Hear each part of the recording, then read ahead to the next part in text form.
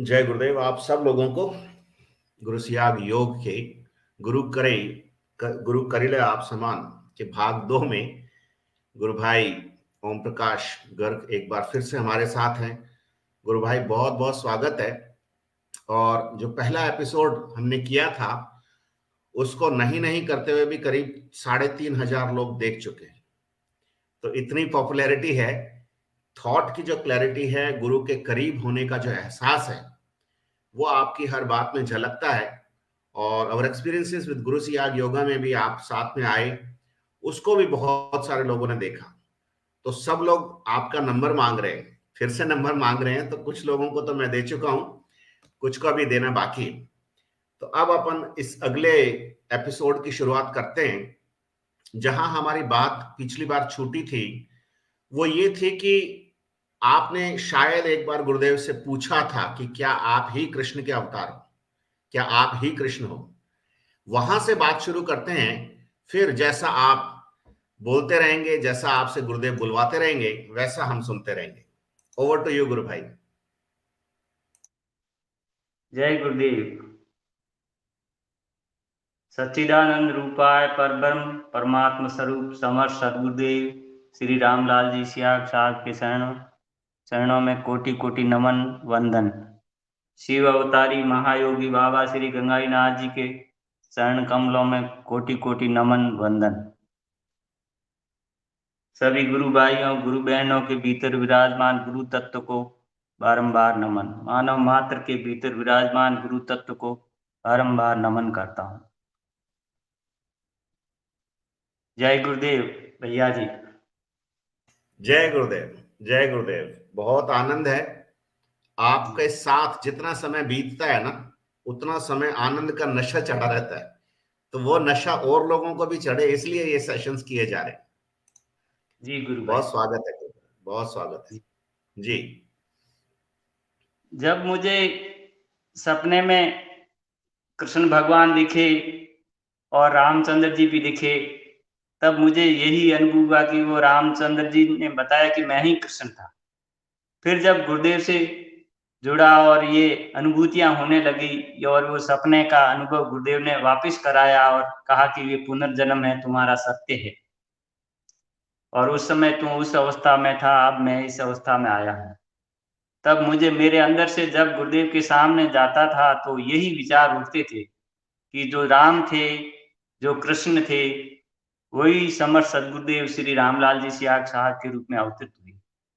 तो जैसे ही मैं जाता था तो हर समय यही गुरुदेव से मन ही मन प्रार्थना करता था, आप ही राम थे, आप ही कृष्ण थे और आप ही समर्थ सदगुरुदेव श्री रामलाल जी सियाग साहब के रूप में अवतरित हुए। फिर ये भी विचार आता था कि 10 अवतार भी आप ही हुए हो। जितने 10 अवतार हुए वो सब के सब आप ही हुए हो। फिर मन में अंदर से जब कई बार प्रार्थना करता था तो एक बार मन में अंदर रात को सोते समय आवाज आई कि नहीं, मैं कृष्ण नहीं हूं। मैं कई जन्मों तक कृष्ण के साथ रहा हूं, लेकिन मैं कृष्ण नहीं हूं। मैं कृष्ण से अलग हूं। फिर मैंने विचार किया कि गुरुदेव तो कह रहे हैं मैं कृष्ण से अलग हूं, मैं कृष्ण नहीं हूं, तो गुरुदेव अलग है कृष्ण से। तो गुरुदेव यही कहते थे कि भाई मैं कल की हूं, कल की, मैं 10वां अवतार हूं। कृष्ण तो नवी चेतना थी और मैं नया अवतार हूं, 10वां अवतार हूं। यही गुरुदेव हर समय ये बताते थे। फिर मुझे ये समझ में आया कि ये 10वें अवतार है और अवतार इस धरती पे अवतरित हो गए हैं। तो फिर ये दूसरे जो साधु संत महात्मा ये जोधपुर में आते थे, तो मैं ये विचार करता था कि इन लोगों को पता क्यों नहीं चल रहा कि अवतार हो गए। ये विचार करता था कि भाई ये भगवान के भजन करते हैं तो इनको भी ये अनुभव होना चाहिए कि ये अवतार धरती पे आ गए। तो मेरे ये प्रश्न बहुत उठता था, अवतार आ गए हैं फिर भी जो भगवान की भक्ति करते हैं उनको पता क्यों नहीं लग रहा है। बहुत सारे साधु महात्मा हैं, उनको पता लगना चाहिए कि अवतार धरती पर आ गए। तो मैं ये विचार करता था। मैं हमेशा गुरुदेव के सामने जाता था, जब बाइबल की भविष्यवाणी किताब पढ़ी, वो सब पढ़ी, तो मुझे ये लगा कि अवतार आ गए हैं, पता क्यों नहीं लगता। फिर गीता के 10वें अध्याय का दूसरे श्लोक में मुझे इसका उत्तर मिला कि मेरे लीला से प्रकट होने को न तो महर्षि गण जान पाते हैं, न ही देवता गण जान पाते हैं, क्योंकि मैं देवता और महर्षियों का सबका आदि कारण हूँ। केवल मेरे भक्त जानते हैं, क्योंकि मैं भक्तों से प्रेम करता हूँ और भक्तों के लिए ही प्रकट हुआ हूँ। जब आता हूँ तो भक्तों के ऊपर से माया का पर्दा हटा देता हूँ। तो भक्तों कहते हैं, देखो तुमने मुझे प्रेम से पुकारा था, मैं तुम्हारे प्रेम के लिए अवतरित हुआ हूँ।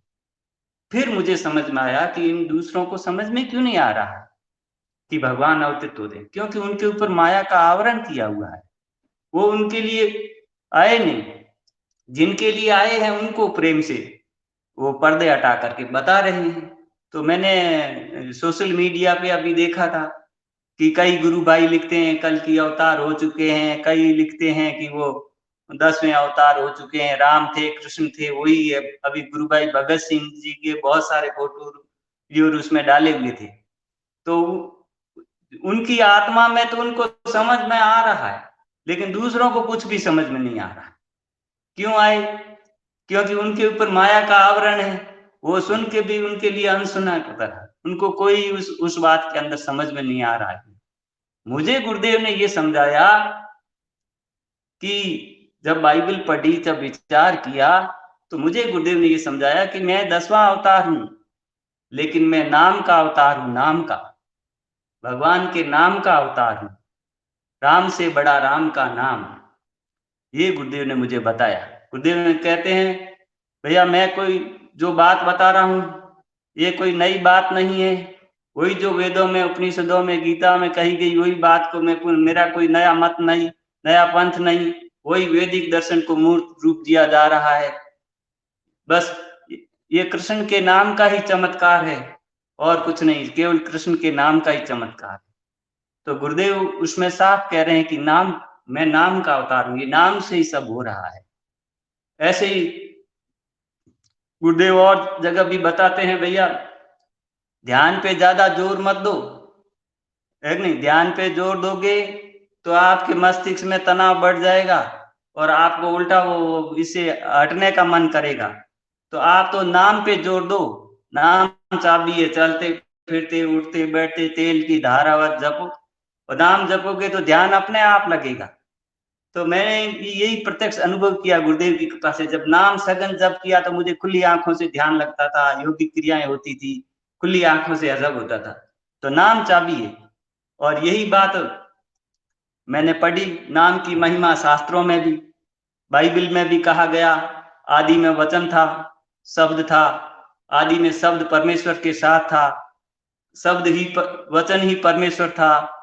वही जो वस्तुएं बनी उन सब में वह वचन था, वह वचन ही मनुष्यों की जीवन ज्योति बना। और यही गीता कहती है, ओम तत्सदिति, सारी सृष्टि सरासर सृष्टि इस ओम तत्सत से रची गई है। गुरुदेव कहते हैं कि भाई उस ईश्वर को किसी ने नहीं देखा, प्रत्यक्ष अनुभूति किसी ने नहीं की, केवल हमारे वेदांती, हमारे ऋषियों ने की, और उसका नाम रख दिया ओम तत्सत।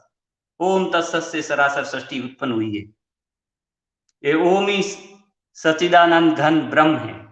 पांडव गीता और हंस गीता मैंने पुस्तक पढ़ी, उसमें लिखा हुआ, एक ऋषि भगवान कृष्ण से पूछते हैं कि हे प्रभु, आपसे तो आपका नाम 100 गुना बड़ा है, तो कि ये कैसे? तो उसमें वो ऋषि बताते हैं, प्रभु आप तो अष्टांग योग करने पे मोक्ष देते हो, और आपका नाम तो उच्चारण मात्र से ही मोक्ष देता है। और यही बात तुलसीदास जी कहते हैं रामचरितमानस में, कहूं कहां लगी नाम बढ़ाई, राम न सकई नाम गुण गाई, सुमिर पवन सुत पावन नाम, और अपने बस कर राखे राम। हनुमान जी राम का नाम उच्चारण करते हैं और राम को भी अपने वश में करके रखते हैं। तो नाम की महिमा अपार है। कलयुग केवल नाम आधारा, गुरुदेव यही बताते हैं, सुमिर सुमिर नर उतरे पारा, कलयुग ज्ञान न भक्ति विवेकु, राम नाम अवलंबन एक। कलयुग में केवल राम नाम की महिमा है, राम नाम से ही सारे काम आए। कहते हैं भागवत के अंदर लिखा हुआ है कि कलयुग में अवगुण ही अवगुण है, दोष ही दोष है, कलयुग पापों से भरा हुआ है। आदमी चलते फिरते उठते बैठते सोचते जाने अनजाने पाप ही पाप होते रहते कि, लेकिन कलयुग में एक बहुत बड़ा गुण है। कलयुग में ये गुण है कि कलयुग में केवल ईश्वर के नाम लेने मात्र से ही उद्धार और कल्याण हो जाता है। इसलिए जो लोग, जो संत महात्मा साधु द्वापर युग त्रेता युग में जन्म होते हैं, वो भगवान से प्रार्थना करते हैं कि हे भगवान, हमें कलयुग में जन्म देना और आप अपने नाम के अंदर प्रीति देना, ताकि हम सरलता से सहजता ही मोक्ष को प्राप्त हो जाएं और हमारा कल्याण हो जाए, उद्धार हो जाए। तो नाम की महिमा अपरंपार है। नाम की महिमा का गुणगान क्या तुलसीदास जी तो यहाँ तक कहते हैं, कहूं कहाँ लगी नाम बढ़ाई, मैं तो नाम की महिमा कहाँ तक गाऊं। राम कहते हैं, राम ने सकई नाम, राम खुद नाम की महिमा नहीं गा सकते। राम नाम से तो कहते हैं ना कि पत्थर भी तर गए। कहानी आती है ना, राम सेतु बनाने पे राम राम लिख करके जब पत्थर आए तो पत्थर तर गए और उससे पुल बन गया। तो ये मनुष्य क्यों नहीं तर सकता है, मनुष्य क्यों नहीं उद्धार हो सकता मनुष्य का।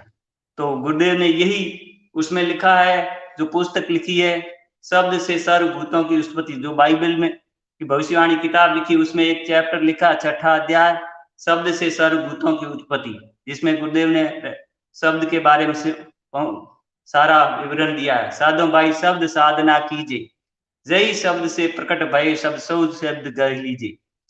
शब्द की कबीर साहब की जो शब्द के ऊपर जो लिखा हुआ है संग, वो उसमें लिखा है गुरुदेव ने। और गुरुदेव ने प्रश्न उपनिषद का भी उसमें विवरण दिया है कि वो 16 तत्व है और 16वां तत्व जो नाम है, उस नाम ही वो प्रकट हुआ है, वो प्रकाश प्रद दिव्य शब्द है। और उस दिव्य शब्द प्रकाश प्रद जो शब्द है, उसी के द्वारा ये सब जो परिवर्तन आ रहा है, ये रूपांतरण हो रहा है, दिव्य रूपांतरण हो रहा है, ये वृत्तियां परिवर्तित हो रही है, ये सतोगुण का उत्थान हो रहा है। तो गुरुदेव नाम के अवतार है, गुरुदेव शब्द के अवतार है, क्योंकि शब्द सर्वव्यापी होता है, शब्द सब जगह मौजूद होता है, शब्द से ही सब उत्पन्न हुआ है। बाइबल यही कहती है, आदि में शब्द तो वचन था, वचन परमेश्वर था, वचन ही परमेश्वर के साथ था, सब कुछ वचन के द्वारा उत्पन्न हुआ और उसी वही सब जगह मौजूद है, वही मनुष्यों की जीवन ज्योति बना। और नानक साहब भी शब्द की, सब संत शब्द की महिमा गाते हैं। नानक नाम जहाज है, चढ़े सो उतरे पार, एक ओंकार सतनाम, सब शब्द की महिमा गाते हैं। मीराबाई भी शब्द के बारे में, ये शब्द ही अविनाशी है, शब्द ही अनमोल धन है। गुरुदेव यही कहते हैं, भैया यही अविनाशी धन है, जो कमाता है उसके खाते में जमा होता है, इसकी ट्रांसफर एंट्री नहीं होती है। यदि पत्नी भौतिक धन का तो बंटवारा हो जाता है, लेकिन इस धन का बंटवारा नहीं होता है। जब मीराबाई को उसके गुरु ने जब ये शब्द दिया, गुरु द्वारा प्राप्त अनमोल शब्द दिया, तो मीराबाई कहती, पायो जी मैंने राम रतन धन पायो, यही असली धन है। वस्तु अमोलक दी मोर सतगुरु, हरख हरख गुण गायो, खर्च न खूटे चोर न लूटे, दिन दिन बढ़त सवायो, पायो जी मैंने राम रतन धन पायो।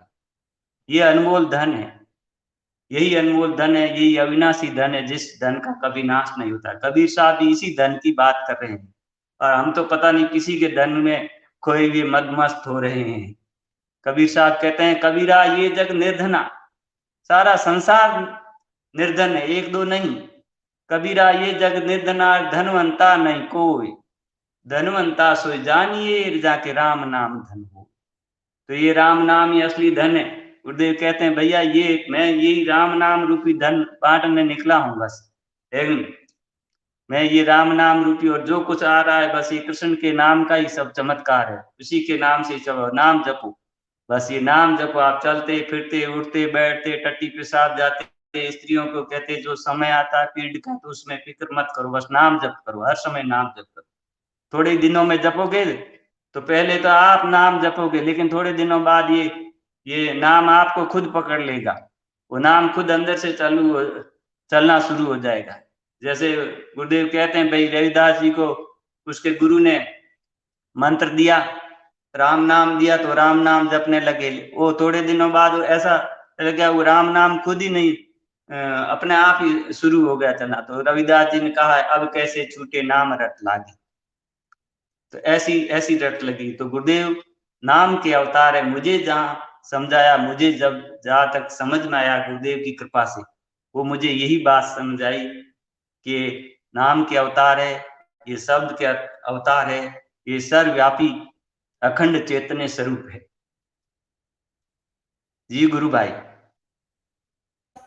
आज आपकी बात सुन के मेरे को मीरा का वो भजन अब समझ में आया। पायो जी मैंने राम रतन धन पायो। बहुत जबरदस्त गुरु भाई। मेरे को तो सिर्फ सुनने का ही आनंद आ रहा है, आप तो बोलते रहो। स्वप्न के बारे में जो आपने बात की थी, उसके बारे में आपने मुझे कुछ जानकारी और भेजी। मैं वो इनफैक्ट पढ़ ही रहा था, अभी पूरी तो नहीं पढ़ पाया, यात्रा कर रहा था, तो वो जो एक स्पेस चाहिए पढ़ने के लिए भी, वो नहीं मिल पाया था। लेकिन आप उस पे एक कुछ और अगर पर्सपेक्टिव है आपका स्वप्न के बारे में ही, उस पे आप जरूर बात करें।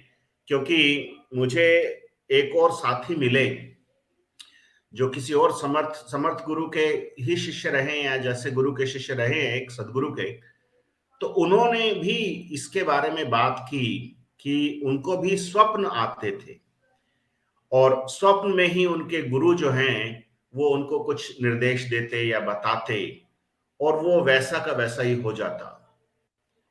तो उनके गुरु ने जब शरीर छोड़ा, तब वो बताते हैं कि उनको पता नहीं था कि कब शरीर छोड़ा, बट उनको ऐसा दिखा स्वप्न में कि जैसे ये शरीर है, गुरु उसमें से एक चोला उतार करके नीचे फेंक देता है, फिर वो लुप्त हो जाता है। तो उनको मालूम नहीं था, वो उस समय बांग्लादेश में थे, हैं वो इलाहाबाद के। तो वो बड़े मतलब विचित्र से भाव में भर गए कि ये क्या चीज है, क्योंकि उनको वो पराविद्या समझ नहीं आ रही थी, कोई ऐसी चीज समझ नहीं आ रही थी, तो वो बहुत बेचैन हो गए। और सुबह का समय था, सुबह का स्वप्न था, तो वहां उन दिनों में सुबह 9 बजे के आसपास ही वो पीसीओ बूथ खुला करते थे, मोबाइल वगैरह नहीं होते थे। तो वो अपनी माँ के पास फोन करना चाहते थे, पूछना चाहते थे कि भाई क्या चीज है, मैं विचलित सा महसूस कर रहा हूं, ऐसा स्वप्न आया। तो वो 9 बजे के इंतजार नहीं कर पा रहे थे और सुबह ही निकल गए, और 8:30 बजे के आसपास किसी पीसीओ वाले ने, ढाका की बात है, पता नहीं बांग्लादेश में कहाँ की बात है, वो खोला। तो उनको तुरंत उन्होंने कॉल लगाया, अपनी माँ को इंटरनेशनल कॉल लगता है। तो उन्होंने अपनी माँ से जब ये बात कही, तो उनकी माँ ने कहा कि हाँ, आज ही गुरुदेव ने शरीर छोड़ा है। तो स्वप्न कैसे रिलेट करते हैं गुरु भाई, ये मेरे को दो अलग अलग लेकिन मिलते जुलते पर्सपेक्टिव सुनने को मिले हैं। एक आपसे सुनने को मिला, और एक वो जो गुरु भाई हैं, एक तरह से गुरु भाई ही हैं, क्योंकि वो भी एक समर्थ गुरु के शिष्य हैं, सदगुरु के शिष्य हैं। तो उस पर भी आप जरूर कुछ कहें गुरु भाई।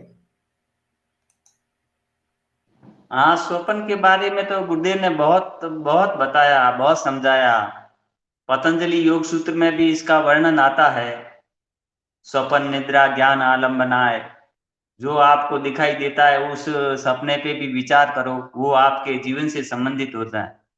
गुरुदेव कहते हैं, बाइबल की भविष्यवाणी पुस्तक में लिखा है कि जब गंगाईनाथ जी ने शरीर ब्रह्मलीन हुआ था, तब गंगाईनाथ जी, जब मैं अचानक उठ बैठा था और उस समय एकदम भूकंप सा आ गया था, उठ बैठा था। बाद में मुझे पता लगा कि उस समय गंगाईनाथ जी ब्रह्मलीन हुए थे और उसी समय मैं झटके से साथ उठ बैठा। तो गंगाईनाथ जी, जो जो यीशु मसीह ने जब शरीर त्यागा था, तो जो घटना उस समय घटी थी, वही घटना उसी समय भी घटी थी। तो उसके लक्षण सेम ही चिन्ह मिलते हुए थे। तो गुरुदेव ने कहा, यह यही बात है कि जो लक्षण उसी समय घटित हुए, वो भी उसी समय ही घटित हुए। इससे यही पता लगता है कि गंगाईनाथ जी ही यीशु मसीह थे, इसमें कोई शंका नहीं। क्योंकि गुरुदेव कहते हैं कि मैं तो जिस धर्म में पैदा हुआ, वह मैंने गीता तक भी धर्मशास्त्र का कोई पुस्तक पढ़ी नहीं। मैं तो उल्टे राजनीति में रुचि रखता था और कर्मचारियों के नेता था।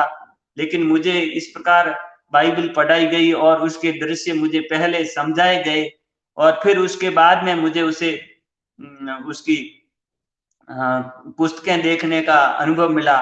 तो गुरुदेव ने कहा, मुझे बार बार निर्देश होते रहे अंदर से कि बाइबिल देखो, बाइबिल देखो, बाइबिल देखो।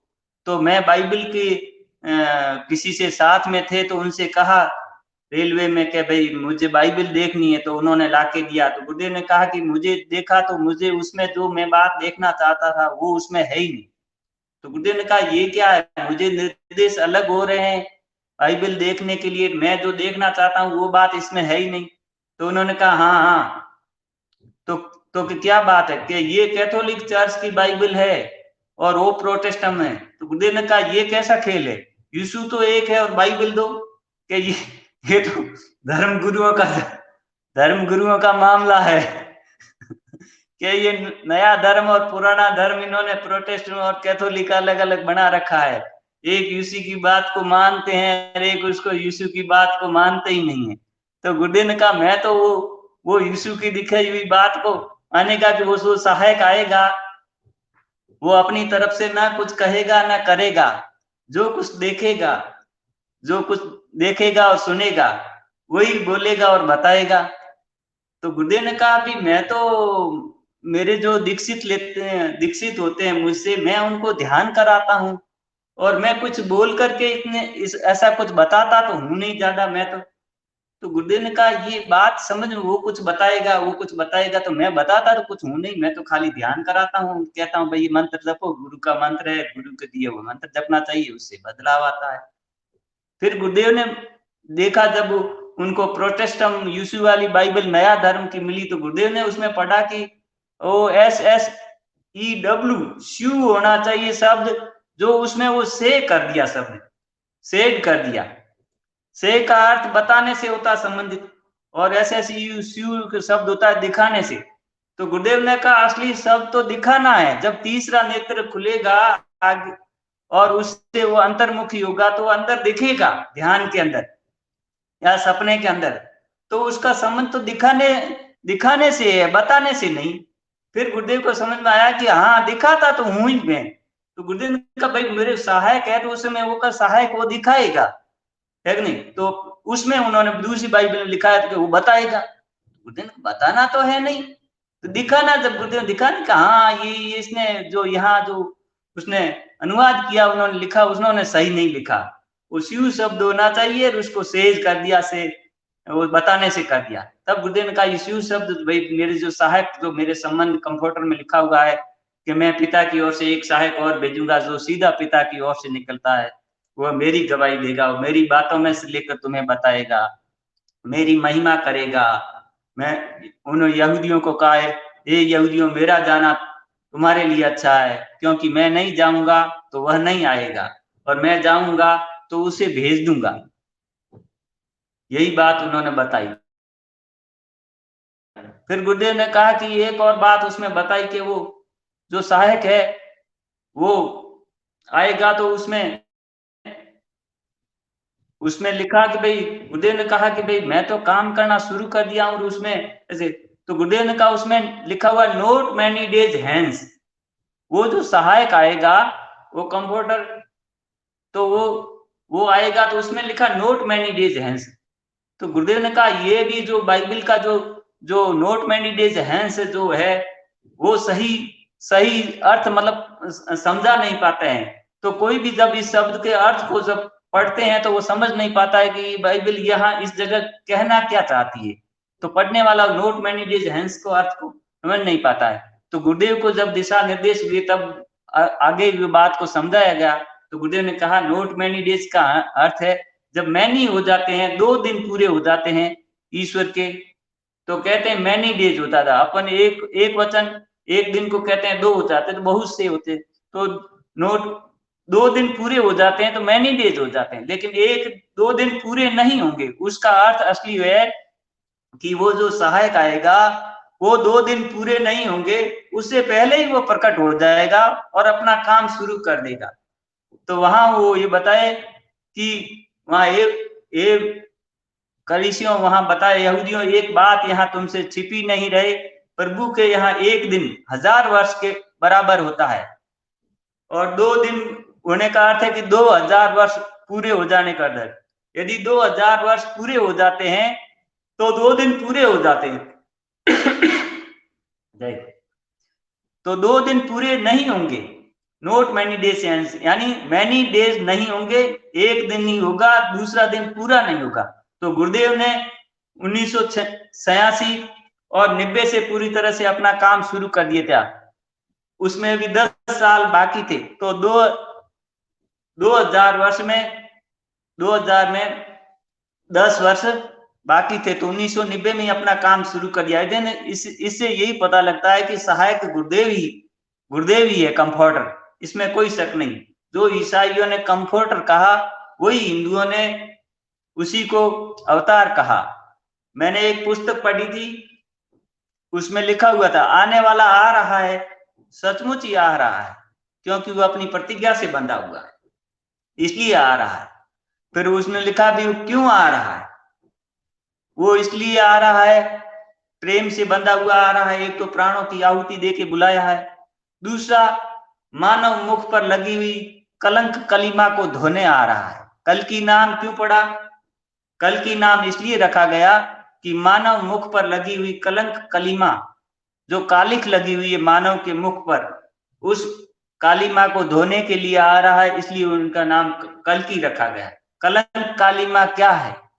कलंक कालिमा यह है कि जब प्रभु यीशु जब एक गुरु के रूप में उनको परमात्मा का जो संदेश, उनको परमेश्वर का संदेश जो देने आए थे, जो प्रेम का संदेश उन्हें देने आए थे, वो उन्हें समझ नहीं पाए, और प्रभु यीशु को उन्होंने, निर्दोष को, एक पवित्र आत्मा को सूली पे चढ़ा दिया।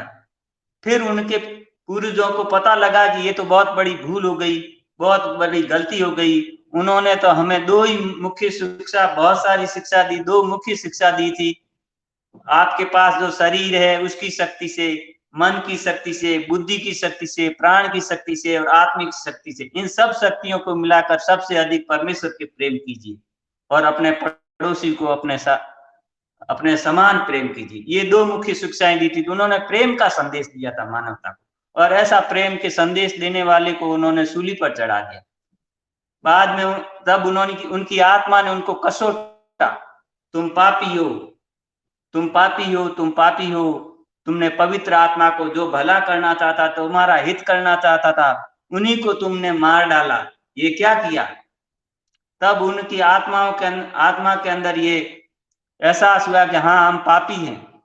तो जो भी ईसाई है वो सब अपने को यही कहते हैं कि हम पापी हैं, हम पापी हैं, हम पापी हैं। परमेश्वर का परिवार पापियों से मिलकर बना हुआ। अब वो कभी भी अपने आप को, ये कोई ईसाई से पूछ लो तो हर ईसाई यही कहेगा, हम तो पापी हैं भाई, हम तो पापी हैं। गुरुदेव यही कहते, भाई मैं तो ये प्रैक्टिकल सिद्ध करने आया हूं कि मनुष्य पापी नहीं है, परमात्मा है। तुम्हें ये एक यहाँ वकील जज साहब थे, संपत राज जी, उन्होंने पूछा गुरुदेव से कि गुरुदेव आपका आखिरी उद्देश्य क्या है, कहाँ जाके रुकोगे? तो गुरुदेव ने बताया, भाई मैं यही प्रैक्टिकल प्रमाणित करने निकला हूं कि मनुष्य पापी नहीं, परमात्मा है। यही बात मैं से, तो उन्होंने कहा मुझे बिल्कुल समझ में आ गई, सीधा आपका झगड़ा ईसाइयों से है। गुरुदेव ने कहा, हमारे तो शास्त्र सब यही कहते हैं। गीता के 13वें अध्याय के 22वें श्लोक में भगवान कृष्ण ने कहा है कि मनुष्य शरीर में स्थित हुआ भी पर, अर्थात परमात्मा है। गुरुदेव ये पैम्पलेट छपाने लगे थे बाद में कि मनुष्य शरीर में स्थित हुआ वही पर है। प्रारब्ध कर्मस, कर्ता, भर्ता, भोक्ता, अनुमंता, उपदष्टा, महेश्वर, यह अनुभव करता हुआ भी सच्चाई ये है कि वो परमात्मा है। तो गुरुदेव कहते हैं, मैं ये प्रैक्टिकल प्रमाणित करने निकला हूं कि मनुष्य पापी नहीं, परमात्मा है। यही संदेश वो देने आए हैं और यही उनको संदेश देना है। और वो धीरे धीरे ये जो उनके मुख पर कलंक कालिमा लगी हुई है उसको हटाना है। विवेकानंद जी यही कहते थे, ईश्वर रूप बदलते हुए नीचे उतरा और अब मनुष्य वापिस रूपांतर होकर ईश्वर बदलेगा। यही साइकिल है, यही क्रमबद्ध है, ये चलता रहता है। जो ईश्वर नीचे उतरता है, मनुष्य बनता है, फिर मनुष्य रूपांतरित होकर वही ईश्वर बनता है, और ये चलता रहता है। ये क्रम, ये खेल उसका बनाया हुआ, ये खेल चलता रहता है। विवेकानंद जी तो यहाँ तक कहते थे, जब वार्ता करते थे जिससे भी कहते थे, मैं तब तब अपने आप को पापी समझता हूँ जब जब मैं तुम्हें मनुष्य कहता हूँ। तुम परमात्मा हो और मैं तुम्हें उस आदर से इतना नीचे उठाता हूँ और कहता हूँ कि तुम तुम मनुष्य हो। ये कहता हूँ तब मैं अपने आप को पापी समझता हूँ। तुम मनुष्य नहीं हो, परमात्मा हो। तब उन्होंने पहला शब्द नाम दिया था, दरिद्र नारायण। उन्होंने मातृ देवो भव, जब वेद हमें शिक्षा देते, मातृ देवो भव, पितृ देवो भव, आचार्य देवो भव, लेकिन विवेकानंद जी ने नया नाम दिया, दरिद्र देवो भव।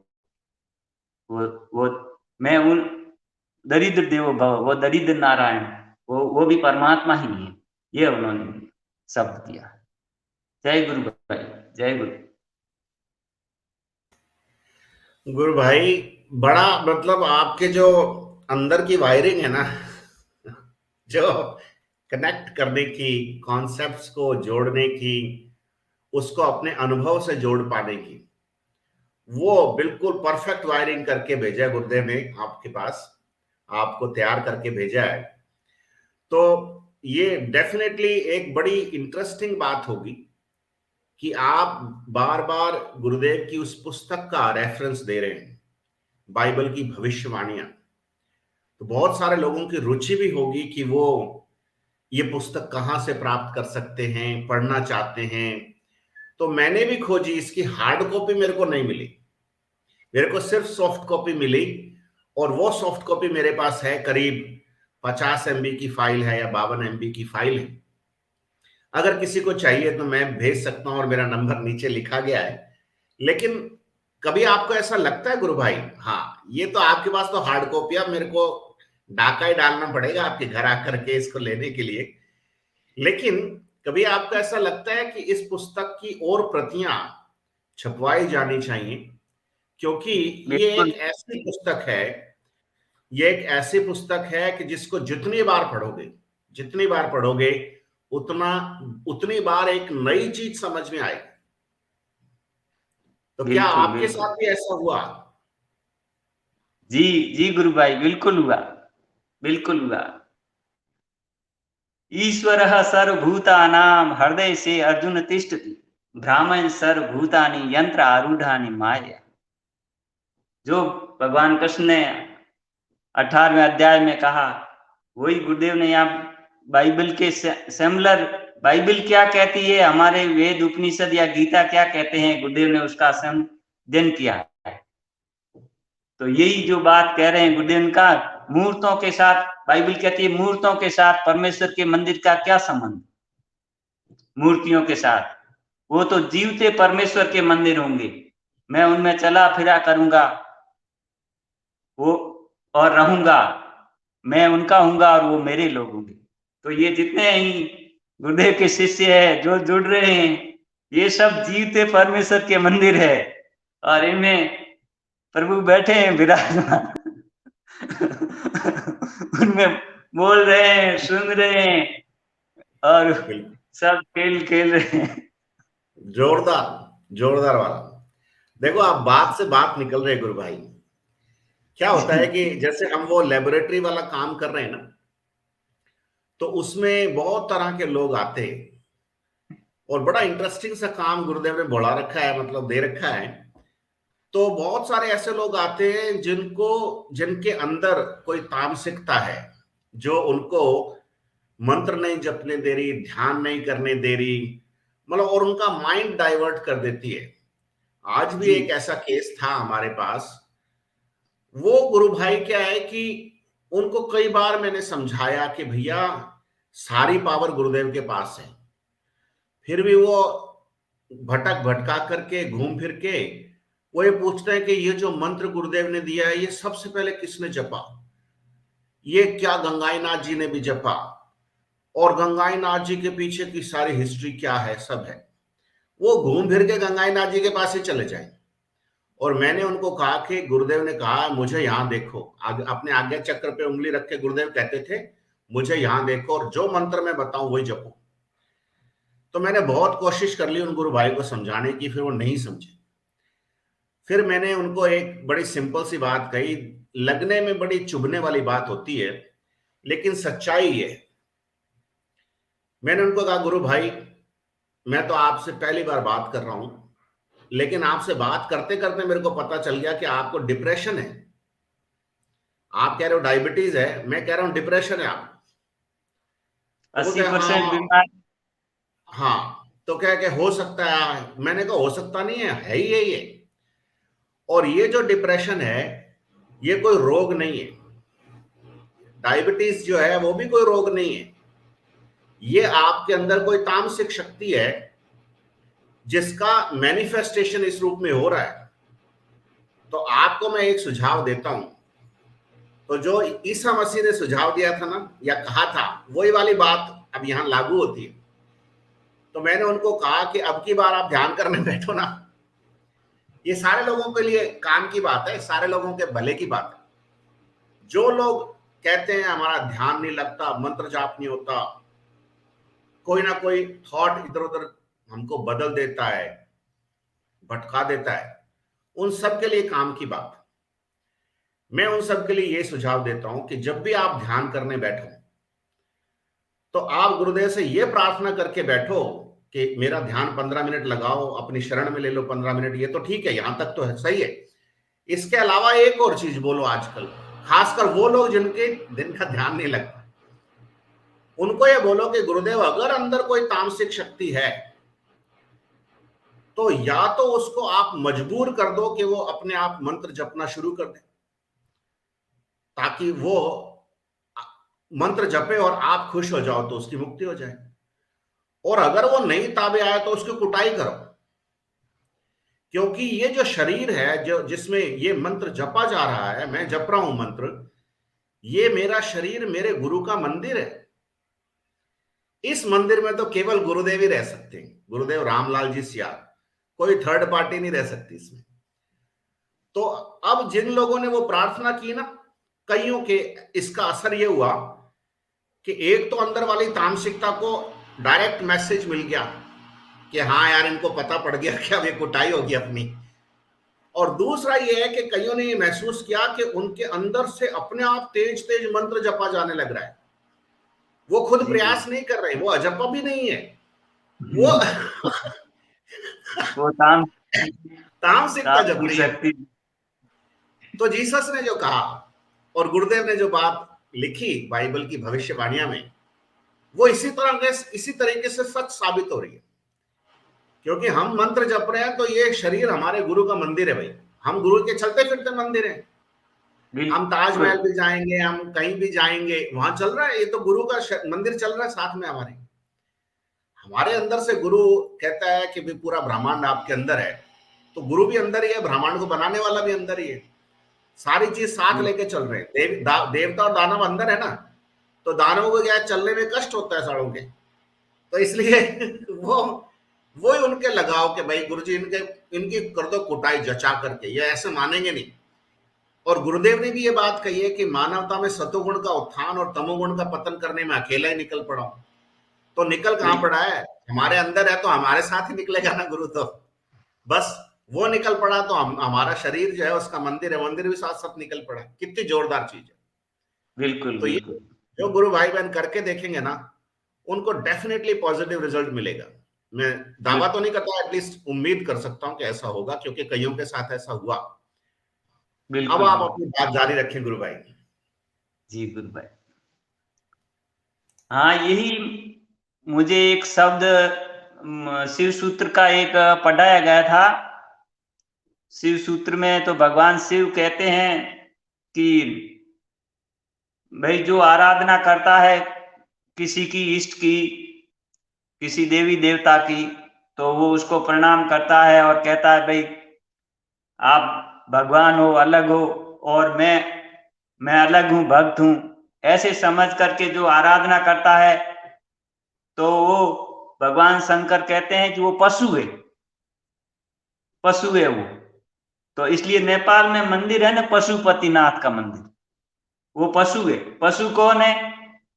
जो ये कहता है कि मैं अलग हूं और वो अलग है। तो क्या जिस इष्ट की भी प्रार्थना करो, जिस इष्ट की भी पूजा आराधना करो, तो भगवान शंकर ये बताते हैं कि उसको ऐसे कहो कि ये भगवान आप मेरे में हो और मैं आप में हूं।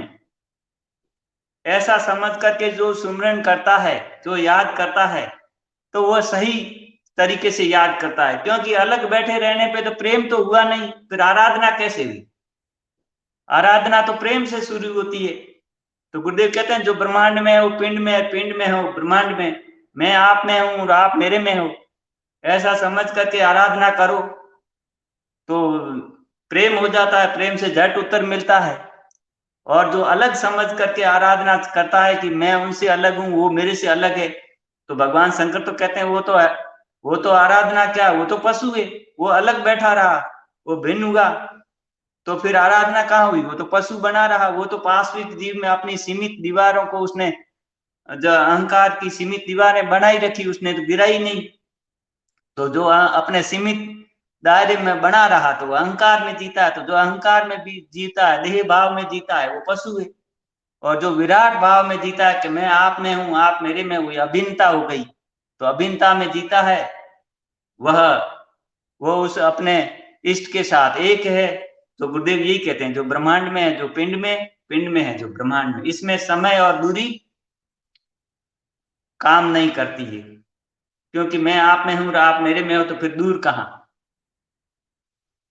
तो ये जो शिष्य आराधना करते हैं जो भी, तो यही है कि जब आराधना शुरू करे तब गुरुदेव को देख करके यही आप मेरे में हो, मैं आप में हूं, यही प्रार्थना करके करे, तो वो अपने को अंदर ही जब मंत्र जप करते हुए अनुभव करेंगे, गुरुदेव को अलग बने, गुरुदेव को अलग। मैं जब वहां गया था, जब 2019 में मेरे गांव गया तो माता पिताजी के पास, तो मेरे जो इस सौतली माता जी तो बात करने लगी कि हाँ अब तो आपके गुरुजी रहे नहीं, शरीर छोड़ दिया। मैं कहा हाँ, शरीर गुरुदेव ने ब्रह्मलीन हो गए।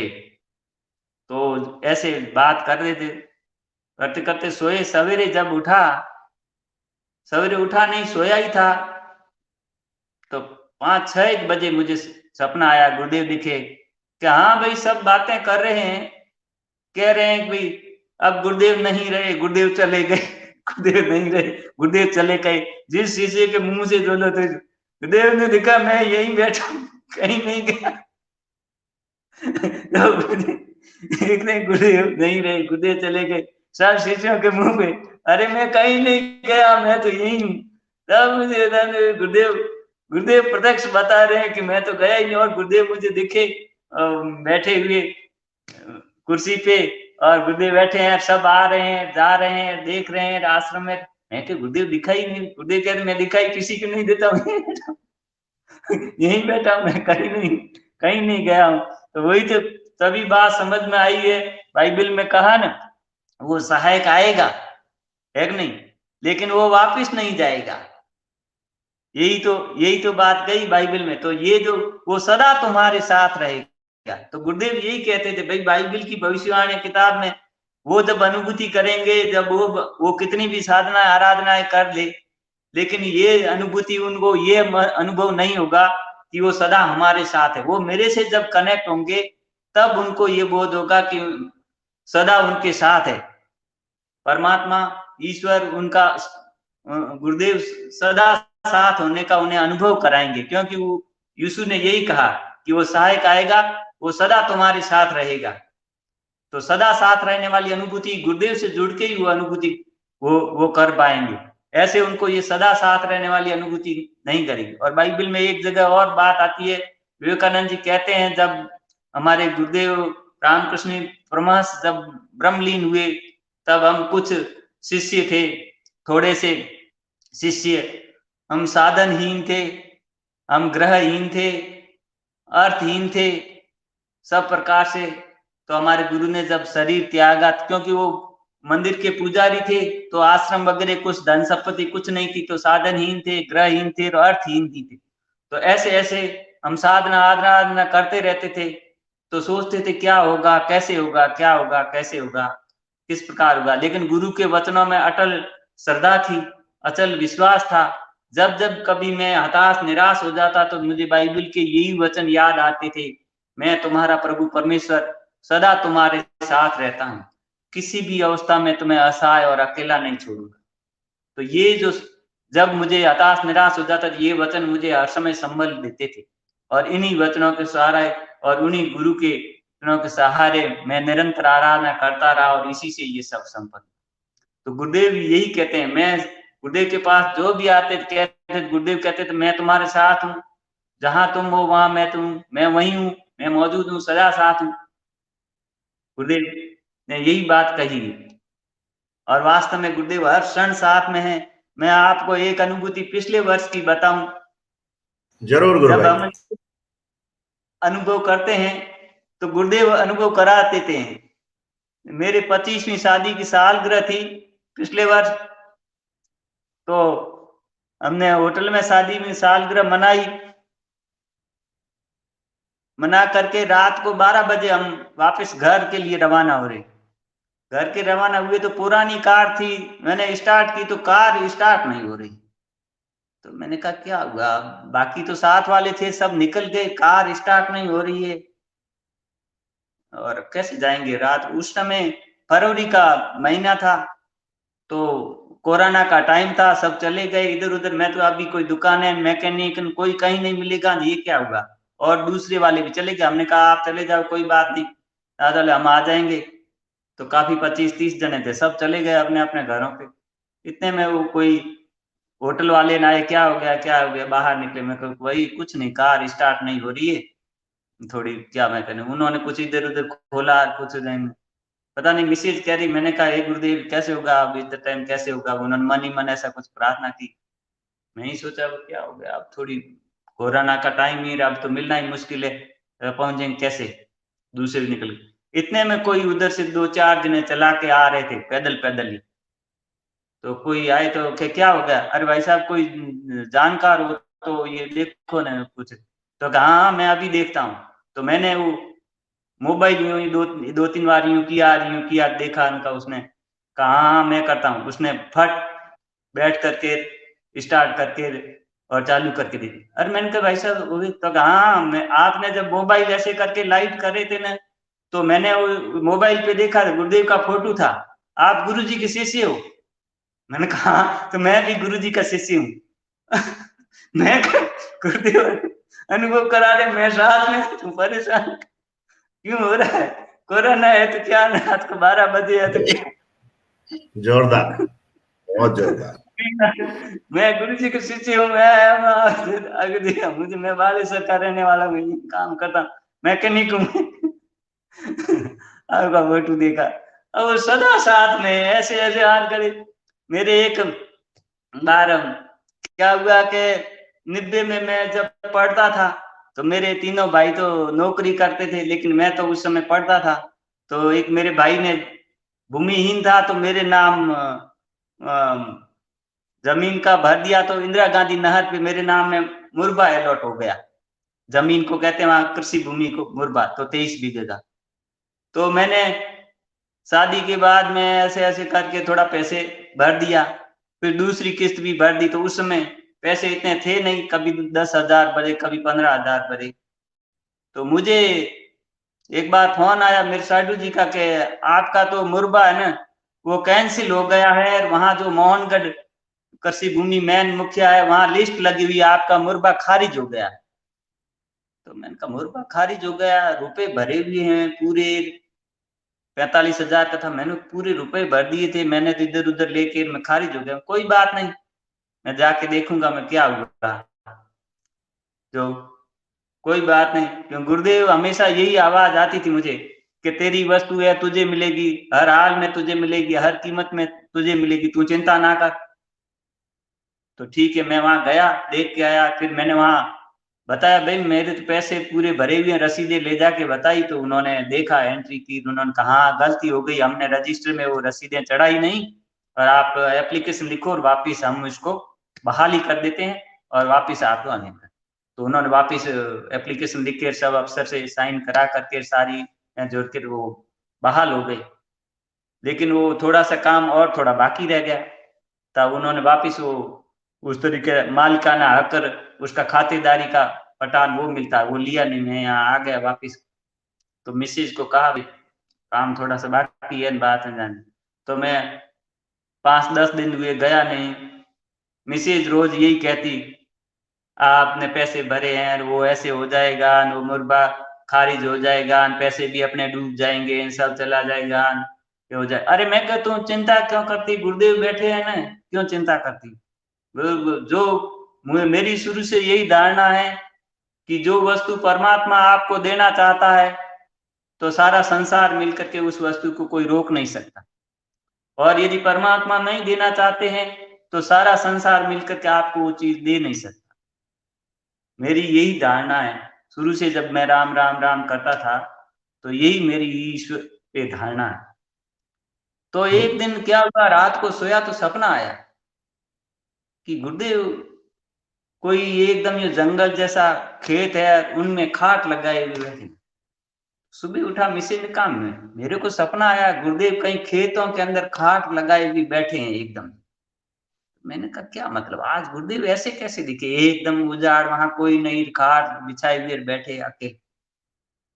तो शाम को जब ध्यान करने बैठा तो गुरुदेव ने समझाया, ध्यान करने जैसे ही बैठा गुरुदेव ने समझाया, समझा नहीं। मैंने कहा क्या, वो सपना याद है, अरे वो तेरा ही खेत है और मैं खाट बिछाए बैठा हूँ वहां देखभाल कर रहा हूँ कहीं नहीं जाने वाला, तू चिंता मत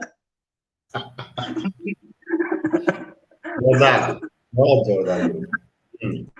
मैंने कहा ये क्या।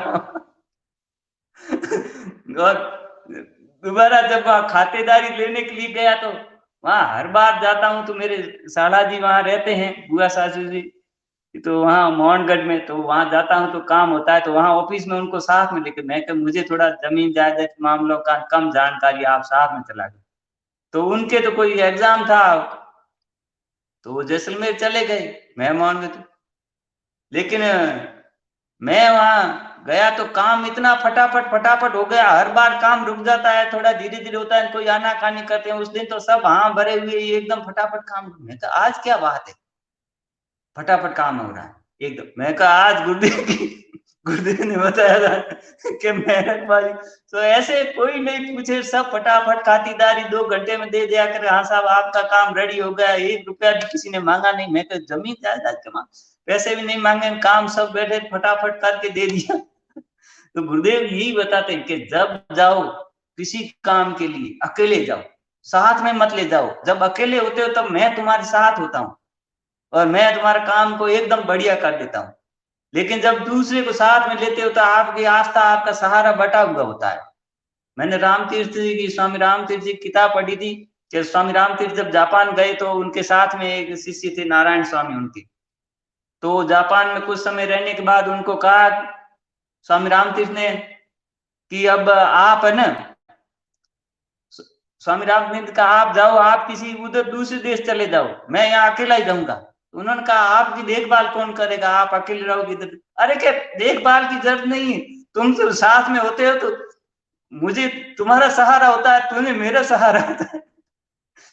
मुझे तू सहारा छोड़ के चला जा, मुझे पता लगेगा कि वो मेरे कितना साथ है, सहारा कितना दे रहा है, पास में खड़ा अनुभव तो करूं गुरु कितना भाई, पास में खड़ा है। बिल्कुल। गुरुदेव हर पल, हर क्षण, हर जगह गुरुदेव हमारे साथ। गुरुदेव ये अनुभव कराते हैं। बिल्कुल बिल्कुल, बहुत बढ़िया से अनुभव कराते हैं। और जैसे जो लोग नए जुड़े हैं, जो लोग नहीं जानते कि गुरुदेव एक शरीर नहीं है, गुरुदेव ने अपना शरीर 5 जून सन 2017 को त्याग दिया, वो ब्रह्मलीन हो गए। बहुत सारे जो नए लोग जुड़े हैं जिनको पहले जानकारी नहीं थी, लेकिन उनको गुरुदेव ने अनुभूति करवा दी कि बेटे मैं कहीं नहीं गया, यहीं हूं, देखो अंदर से याद करो, अंदर से काम चालू हो जाएगा, ऑटोमेटिक योग हो जाता है। और बहुत तगड़ा कनेक्शन, ऐसा आज से पहले कभी हुआ नहीं। तो लोगों को यकीन भी नहीं होता कि यार ऐसा कुछ हो सकता है, लेकिन सच्चाई यही है गुरु भाई। मेरे बिल्कुल जैसे बिल्कुल। व्यक्ति जो जो सितंबर 2017 से जुड़े, तो उनका तो आप उदाहरण देख ही सकते हो कि उनके ऊपर गुरु की बिल्कुल कैसी कृपा हो गई। और मतलब यहां तक के भी एक्सपीरियंसेस लोगों के मैंने सुने हैं कि जब वो ध्यान करते हैं या वो स्वप्न उनको आता है, तो गुरुजी के साथ साथ मैं भी चलता हुआ दिखाई देता हूं, उनको पीछे पीछे चल रहा हूं, जैसे कुर्ता धोती जी, गुरुदेव ने पहन रखी है, हम भी पीछे पीछे धोती कुर्ता पहन के चल रहे हैं। इसका बिल्कुल, रहस्य ना मैं समझ सकता हूं, ना वो सामने वाला साधक समझ सकता है जिसको बेचारे को ये स्वप्न हुआ या ध्यान में अनुभूति हुई। लेकिन गुरुदेव यही मतलब सिर्फ इस बात की गवाही दे रहे हैं कि मैं अपने हर सच्चे साधक के साथ हूं और वो मेरे साथ है बिल्कुल, बिल्कुल, है ना? तो इसीलिए बिल्कुल। ये जो सीरीज भी अब शुरू की गई है, उसका नाम भी ये है कि गुरु करिले आप समान, बिल्कुल। है ना? बहुत बढ़िया गुरु भाई, आज के सेशन को अपन यहीं विराम देते हैं और गुरुदेव के चरणों में समर्पित करते हैं। इस जबरदस्त अनुभूति को अब हजारों लोग सुनेंगे और आने वाले समय में लाखों लोग सुनेंगे और वो निश्चित तौर पे जानना चाहेंगे कि ये गुरु सियाग है कौन, क्या है गुरु सियाग। तो मैं उन सब की ऐसे जानकारी के लिए बता दूं कि अगर और जानकारी चाहिए आप तो गुरु सियाग योगा.org वेबसाइट देख सकते हैं, उस पर आपको विस्तार में जानकारी मिलेगी।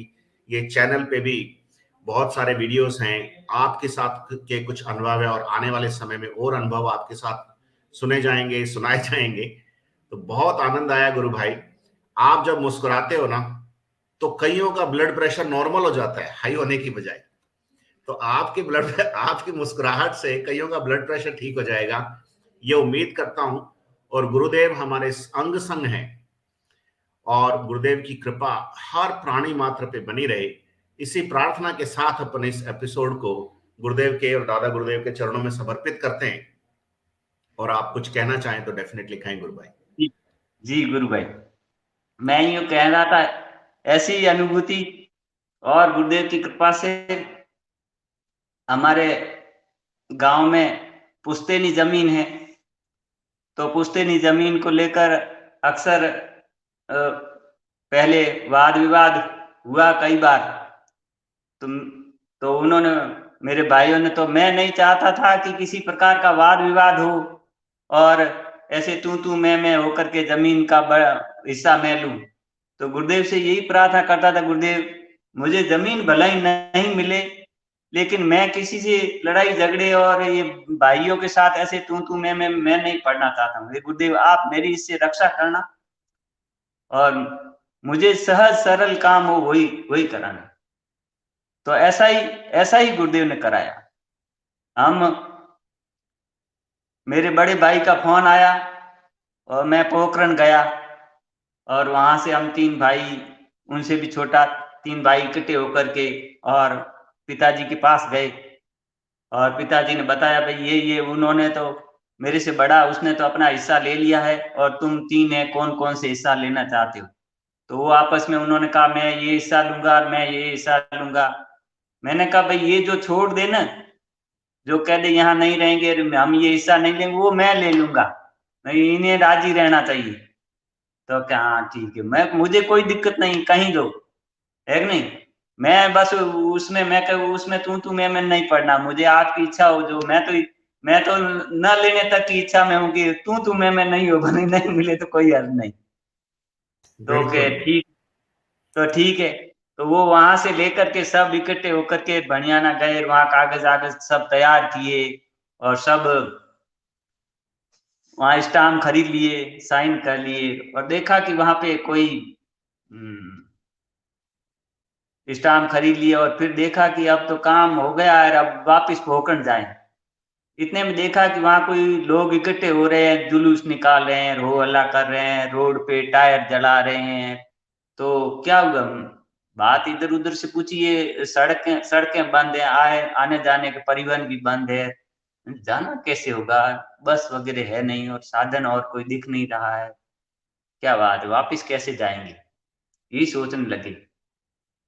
तो इतने में इधर-उधर देखा कोई और गाड़ी हो तो कर लें, क्या कर लें, सब इकट्ठे तो जाएँगे।